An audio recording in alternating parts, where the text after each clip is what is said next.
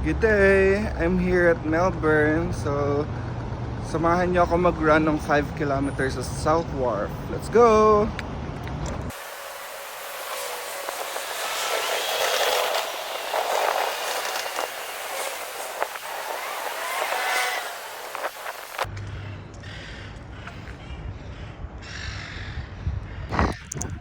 $1K!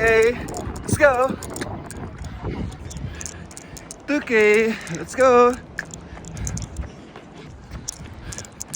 3K! Let's go! 4K! Let's go! Alam dito! Hindi ako pinagpapawisan dito. Sige, let's go! 5K done. First time ko mag-run ng malamig.